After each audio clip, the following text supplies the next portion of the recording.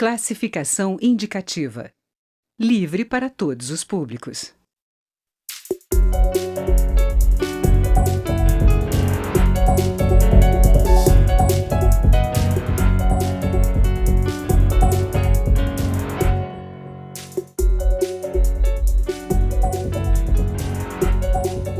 Olá!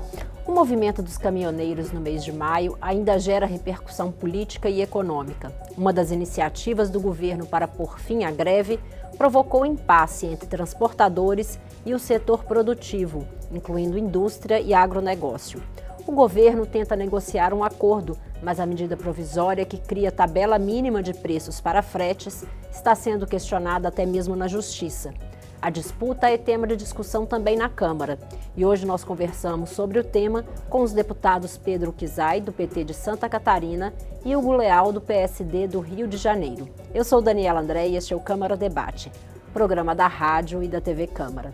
Deputados, bem-vindos ao Câmara Debate. Obrigado. Vou começar perguntando ao deputado Pedro Kizai. O senhor acha que pode haver aí um consenso entre produtores e transportadores para chegar a um valor nesse frete mínimo? Sim, precisa e é necessário. É necessário uma tabela de frete e é necessário que seja compatível com as realidades regionais e brasileiras. Então, eu tenho consenso nesse debate. Desde 2015, quando nós discutimos a crise dos caminhoneiros na época, sempre estava discutindo preço de combustível. Hoje estamos discutindo o preço de combustível e é um tema central porque aumentou muito o preço do óleo diesel e tem que reduzir, teria que reduzir ainda mais. E é possível para diminuir a lucratividade da Eletrobras de 126% para 50%, já seria bom. Segundo, tem o debate do pedágio, que já em 2015 fizemos a lei do eixo erguido e o eixo suspenso, precisa colocar em vigor esta lei.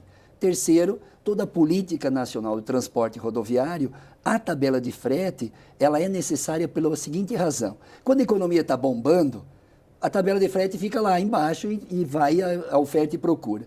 Quando tem crise econômica, estagnação econômica, a atividade laboral do transporte diminui e os pequenos mais pagam a conta. De um lado, sobe os insumos, como o combustível de uma velocidade criminosa no Brasil nesse último período, e de outro lado, baixa pela pressão do frete o valor do frete. Se não tiver um mínimo, como o salário mínimo, se não tivesse salário mínimo no Brasil, teria gente pagando 500 pilas, salário mínimo de muita gente nesse país. Então, o parlamento brasileiro tem a responsabilidade ética e política de normatizar uma tabela de frete no Brasil e criar um processo de negociação permanente dos amplos setores para atualizar essa tabela de frete que ganha o caminhoneiro e ganha também a atividade produtiva, o processo econômico brasileiro.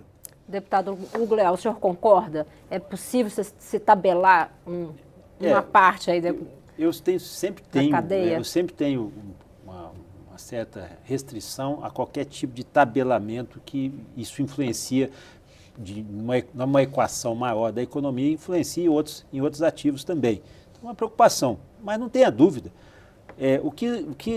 O maior aprendizado, mais uma vez, espero que tenha sido definitivo, nessa questão da greve dos caminhoneiros, é a falta de planejamento e da perspectiva, dos impactos. Pedro colocou aqui a questão do aumento dos combustíveis. É uma questão, o que se discutia não era nem o percentual do aumento, e sim a previsibilidade. Não dá para se conviver com o aumento de combustível, que era questão diária. A pessoa saía para fazer uma viagem de 600 quilômetros, era um preço, durante o período da viagem, o combustível mudava 2 vezes. Era necessária a previsibilidade. Essa foi a questão central desse debate. E aí voltamos a exatamente discutir o que tinha acontecido em 2015. Essa questão do frete mínimo já foi debate para 2015, já foi objeto de enfrentamento pela sociedade. Tanto é assim que a própria NTT estabeleceu uma tabela, não era frete, uma tabela facultativa de preços, de valores pré-estabelecidos para essa questão. E por que a questão? Aí eu tenho resistência sempre a um enfrentamento desse tabelamento, mas o que acontece? Quando você não estabelece frete, e às vezes o frete é oferecido de todas as formas, você precariza tanto aquele que é o autônomo, porque ele vai fazer qualquer tipo de corrida, qualquer tipo de viagem para poder compensar, quanto o próprio empreendedor, o próprio transportador. Isso acaba contaminando o ambiente. Então, o que você precisa, na minha opinião, não sei se estabelecer essa tabela, essa exigência, uma tabela de frete mínimo, mas que ele seja, vamos dizer... Uma referência. Que ele seja referência, e vou dar uma palavra que está na moda, usada pelo Supremo Tribunal Federal, que existe a modulação, que ele seja, possa fazer modulação ao longo do período. Nós já tivemos isso, nós temos isso. A NTT, salvo engano, a resolução 4810 de 2015 já estabelecia essa tabela referencial facultativa. E ela era mais ou menos, era referenciada. O que você precisa controlar, analisar o mercado, esse posicionamento. Até nesse aspecto eu concordo. O mercado, às vezes, o ambiente, a economia está favorável e às vezes não. Agora, não é porque a economia está desfavorável que você pega e coloca um preço menor do que aquele estabelecido para poder ganhar ainda mais. É a questão da discussão do lucro, né? Para onde é que precisa esse lucro? Porque esse valor mínimo é para poder não precarizar tanto a oferta pela pessoa jurídica, ou pelos transportadores, quanto pelo autônomo. Senão, ele vai fazer qualquer coisa. E, ao fazer qualquer coisa, e o que nós já discutimos aqui, ultrapassa, inclusive, as horas mínimas que a gente estabeleceu, aliás, as horas máximas que a gente estabeleceu para a condução do caminhão. Discutiu-se aqui nessa casa a possibilidade de fazer 18 horas por dia. Era algo insano. Nós conseguimos colocar o que é o patamar mínimo, 8 horas diárias, mais 2 horas extras, com a capacidade ainda de fazer 2 horas. Eu até votei contra. Isso sim tinha que ser reivindicação do caminhoneiro, isso sim tinha que ser reivindicação, por exemplo, a melhoria dos locais de permanência, dos postos de parada, dos ambientes de parada. Para mim, essa é uma situação que não se resolveu. Nós estamos voltando a uma questão minimamente econômica, financeira. Ela é importante? Claro que ela é importante, mas não discutimos a qualidade dessas viagens e dos transportadores. Deputado Pedro Kizai, o senhor acha que dá para avançar nesses pontos? A Câmara analisa aí um marco regulatório, o transporte de cargas também, né? Sim. E trata um pouco dessas questões. O senhor acha que tem clima na casa para tratar desse tema? Tem e é necessário. Agora, tem que compreender que o setor de transporte é um setor complexo. Tem o autônomo, tem o trabalhador que é empregado de muitas empresas no transporte. O autônomo, muitas vezes, é ele que está na boleia dirigindo o caminhão. Tem as grandes transportadoras no país, tem as grandes que contratam transporte de outros, que toda essa cadeia. Então, precisa ver dentro dessa complexidade a tabela mínima, e eu concordo com a tabela mínima. Eu concordo não só como referência, mas ter uma tabela mínima para o país, porque dá um mínimo de garantia para o transportador na ida do seu transporte e na volta, porque muitas vezes o grande sacrifício é não ter carga para voltar ou volta com qualquer preço para conseguir não voltar vazia a sua carreta. Então, tem que regular esse ponto. Segundo, eu acho que pode ser que aqui o deputado Hugo colocou como uma questão central o aumento, por isso produziu a crise, o aumento rápido e muitas vezes, inclusive no mesmo dia, 200 e poucas vezes, é coisa inimaginável esse número em 2 anos. Mas o que produziu a crise dos caminhoneiros, quando tu baixa o preço do frete, tu baixa a atividade econômica e tu aumenta o insumo numa velocidade, e tantas vezes é um elemento fundamental. Mas o valor do aumento também é fundamental. Porque se em 10 meses aumenta 57,8% o óleo diesel, e a inflação foi 2,68%, essa conta não fecha. Essa conta não fecha. Portanto, o governo, de uma política de preço autônoma da Petrobras, põe acima do preço internacional, muito acima do preço internacional, por isso que daí vem refino e derivados de petróleo importado, porque as importadoras buscam de fora, porque o preço aqui está mais elevado, deixa ociosas as refinarias aqui no Brasil, numa política extremamente suicida do ponto de vista estratégico do país. Então, acho que se nós também não enfrentar a política de preço dos combustíveis com uma política clara de que a economia tem que subordinar a Petrobras. Hoje é a Petrobras que subordina a economia, está tudo invertido os valores. Tudo vai invertido os valores, porque ela incide em toda a cadeia produtiva, esse aumento da gasolina, do gás, Né? Tem gente, né, usando mais gás porque não tem como comprar, portanto está afetando a vida do povo brasileiro, e o óleo diesel é o diretamente responsável também. Então eu concordo que o aumento é exagerado e muitas vezes, não só em vezes, mas também no conteúdo, ou seja, 57 em 10 meses. A sugestão do senhor é que haja um controle de preço. Tem que ter e quem controle faria do o preço. controle, deputado? O governo definindo a política e a diretriz para a Petrobras. Hoje o Temer está ajoelhado à Petrobras.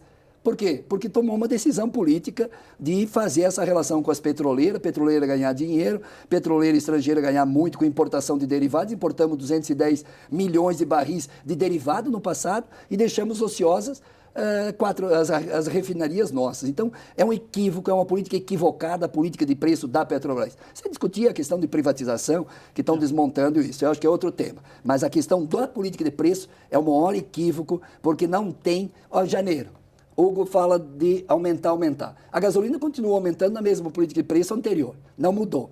A partir de janeiro, volta o quê? Funcionar a política de preço anterior para o óleo diesel também? Então, não é só tabela de preço. Nós temos que ter política de preço para o combustível, por quê? Qual é o custo no transporte de um caminhão? 60%, 70% é o quê? O óleo diesel.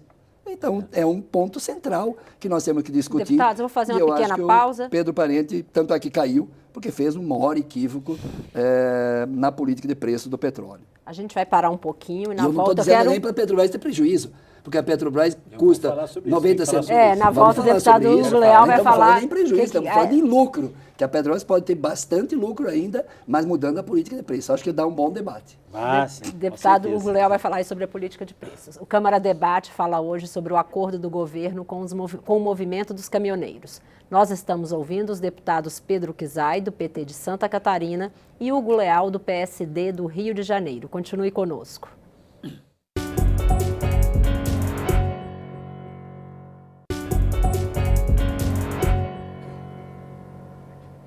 Câmara Debate está de volta. O tema de hoje é o movimento dos caminhoneiros. Os convidados são os deputados Pedro Kizai, do PT de Santa Catarina, e Hugo Leal, do PSD do Rio de Janeiro. Deputado Hugo Leal, no bloco anterior, o deputado Pedro Kizai falou um pouco da proposta, da ideia que ele tem sobre como deveria ser a política de preços da Petrobras. Agora eu gostaria de ouvir o senhor. Veja, essa questão da política de preço da Petrobras, em certo aspecto, ela é importante porque a Petrobras é uma empresa estratégica.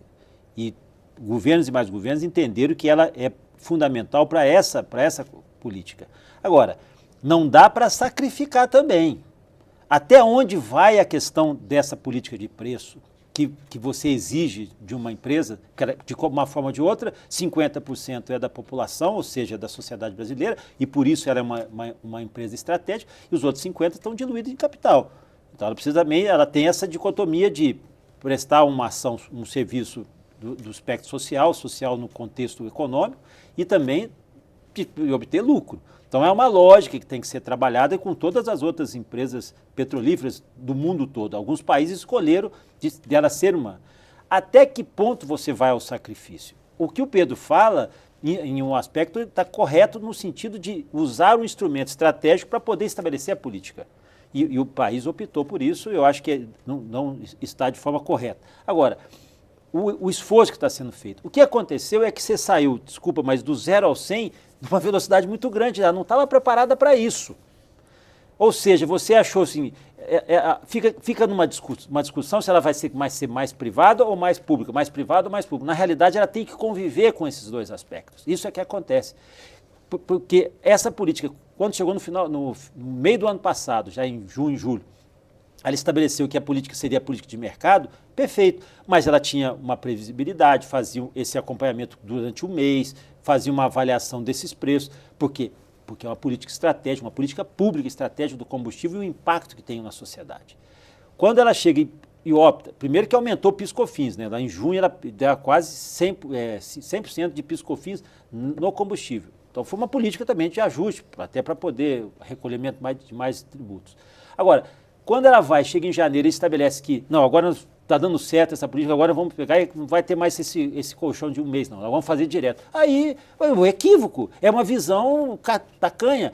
tanto de uma visão que às vezes quer ser só a questão pública, que acha que tem que ser só a administração pública, que ela tem que ser o controle, ela tem que ser o controle efetivo, quanto a visão unicamente privatizada, que é a questão desse tipo de afluência do mercado. O que eu quero deixar claro aqui, tudo isso tem alguém pagando uma conta. Essa conta precisa explicar para a sociedade como é que essa conta está sendo paga. O diesel já é subsidiado. O diesel já é subsidiado antes dessa questão porque ele tem uma lógica, porque você pode abrir mão, a gasolina, você pode abrir mão do seu carro, você pode ir de metrô, você pode ir de ônibus, você pode ir de bicicleta, porque eu não quero gastar, o combustível está caro, eu não quero ir. O diesel não, porque infelizmente a nossa matriz, esse é um grande erro do país, a nossa matriz é quase que exclusivamente rodoviária. E isso é falha de planejamento. Nós tínhamos que ter ferrovias. Um país continental desse, sem ferrovias, causa isso que nós estamos vendo. Greve de caminhoneiro praticamente para o país. A logística do país tinha que influenciar muito mais. Então, a quanto que nós, brasileiros, estamos dispostos a pagar essa conta? Tem que ser mais objetivo, mais transparente na apresentação desses valores, desses dados. Até onde a Petrobras pode ir, que não comprometa o seu ativo maior, mas também que estabeleça princípios. Aí você reflete, aí nós estamos discutindo a ponta. Nós estamos discutindo aqui a ponta a consequência, que é o frete mínimo. Mas o frete mínimo, ele vem derivado da questão do preço do combustível, da questão da logística, da questão das estradas, das rodovias, do Estado e a carga tributária. Ora bolas, nós estamos discutindo aqui, infelizmente, só um pedacinho, só uma consequência. Por isso que ele acaba sendo fundamental. O ideal é que nós não discutíssemos frete.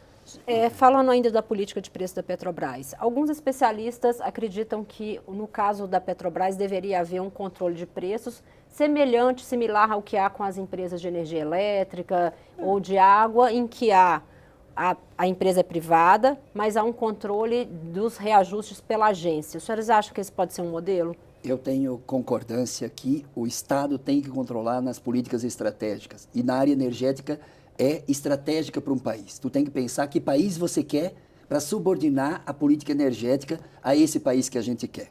Segundo lugar, e aí números, para a gente esclarecer um pouco essa questão da política de preço. E antes disso, eu concordo com o Hugo.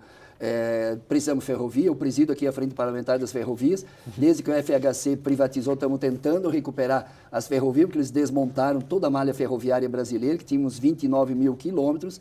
Precisa efetivamente recolocar na estratégia o transporte ferroviário brasileiro. Agora, a Petrobras, ela entrega 1 litro de diesel a 0,93 centavos. Esse é o custo para a Petrobras.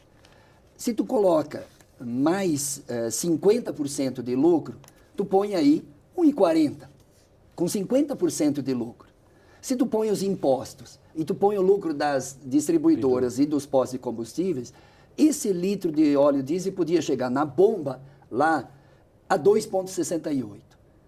Ou seja, estamos falando de 50% de lucro. Antes da crise dos caminhoneiros, a Petrobras tinha um lucro de 150%. Com a redução de 10 centavos, porque o resto vai sair da saúde, da educação, do campo, da segurança, de outros setores, que o governo tomou uma decisão política de não tirar da Petrobras e deixar os rentistas e os acionistas ganhando dinheiro, veio de 150% para 126% de lucro. Então, a pergunta para qualquer um que está nos assistindo, a Petrobras precisa de 126% de lucro ou 50% era suficiente para aquecer a economia e retomar o processo econômico e produtivo no país? Como é que a gente deixa uma empresa tão estratégica? Mas é estratégica por quê? Ela é estratégica porque ela é pública. Ela é estratégica porque ela deve ser do povo brasileiro. Ela é estratégica porque ela deve movimentar a economia, não retroceder e estagnar a economia. Produzir recessão na economia, como a crise está produzindo. Se vai dar um impacto de 10 dias de paralisação, 0,2%, 0,3% do PIB, mas o conjunto da política de preço e dessa perspectiva de mercado, como é colocado, uma lógica de mercado em setor estratégico, Energia elétrica é estratégica, petróleo e gás é estratégico. O gás de cozinha é estratégico, às vezes, de uma família ter comida em casa ou não ter, para poder cozinhar ou não. Olha, então é estratégico o governo controlar preço, sim, do setor energético, do setor petroleiro, junto com a agência, porque não é possível. Dá para acompanhar o preço internacional, sim, mas quando está um abuso como está sendo aqui, totalmente acima do preço internacional, como aconteceu de 2016, que foi liberado os preços, 2017, 2018, não é possível, e por isso que nós temos que recolocar o papel da Petrobras como pública, soberana, para o Brasil, e não Pedro Parente, que eu dizia que estava mais parente dos americanos e da norueguesa Statoil, né? Que agora privatizaram os campos do pré-sal, que é o outro crime, mas não vamos discutir. O Pedro é muito entusiasta. Eu sou, né? Eu até compreendo, mas a gente tem que ter um pouco uma visão estratégica sobre isso. E tem que ter responsabilidade sobre isso também. Repito, a Petrobras é sim parte pública e uma outra parte privada. Eu não estou justificando que tem que ter 150% de lucro. Eu acho que isso é até absurdo. Agora, ela precisa ter, até porque ela ficou com um buraco, um déficit muito grande. Ela perdeu muito, porque às vezes por atitudes também equivocadas, por políticas equivocadas, que foram de utilização, de má utilização. Não digo da utilização de um instrumento estratégico, mas da má utilização do instrumento estratégico, do abuso, às vezes, do instrumento estratégico. É isso que eu estou dizendo. E o que nós temos aqui no país? Nós temos que começar a aprender a trabalhar com regulação. Nós temos agências que são regulatórias e as agências não podem sofrer influência política. Esse é um grande equívoco. O que ele fala é que nós podíamos ter o setor de regulação de petróleo, de energia, de telecomunicações muito melhor regulado, e alguns funcionam bem, outros não. A própria NTT. A NTT poderia prestar um serviço muito melhor nesse diálogo permanente com a sociedade, com os empresários, com os transportadores. Esse é o grande equívoco. Está faltando independência? Independência e uma discussão maior, porque como a agência são mandados de 5 anos, tem que respeitar. O petróleo é do mercado. A agência, o cara fala mais do que o banco, mas eu falar, mas a agência, mais do que a petroleira, o cara mas a agência da ANP. O Pedro, mas você tem que escolher o país que você quer. Do que as petroleiras. Mas, Pedro, você tem que escolher o país que você quer. Então o país que você quer. Não, exatamente. Aqui, a discussão dos membros que vão assumir as agências é feita no Senado, no Congresso, que tem a participação da população, ou participação dessa representação. Nós temos que saber que tipo de agência. Porque ali são pontos estratégicos. Ela não tem que ser subserviente ao governo e nem que ser adorado o bezerro de ouro do mercado. Não é assim. Ela tem que ser regulatória. Ela que tem que fazer essa influência. Isso, a discussão que nós estamos falando aqui sobre frete mínimo, já tinha que ter sido debatida internamente. Mas a NTT tem tantas outras conjecturas, há tantas outras ações que ela não consegue fazer uma visão. E essa visão estratégica, quem pede é o país. Porque essa conta, quando não é paga agora, alguém vai pagar. Nós estamos pagando essa conta e essa conta está ficando pesada porque está influenciando nas outras políticas públicas de saúde, de segurança e o que já foi mencionado. Deputados, infelizmente nosso tempo está chegando ao fim. Já deixo o convite para os senhores retornarem, a gente falar um pouco mais aí sobre preços e alternativas para controle. O Câmara Debate termina aqui. Eu conversei com os deputados Pedro Kizai, do PT de Santa Catarina, e Hugo Leal, do PSD do Rio de Janeiro. Você pode rever esta e outras edições em nossa página na internet ou no YouTube. Eu sou Daniela André e este é um programa da Rádio e da TV Câmara. Obrigada pela audiência e até o próximo programa.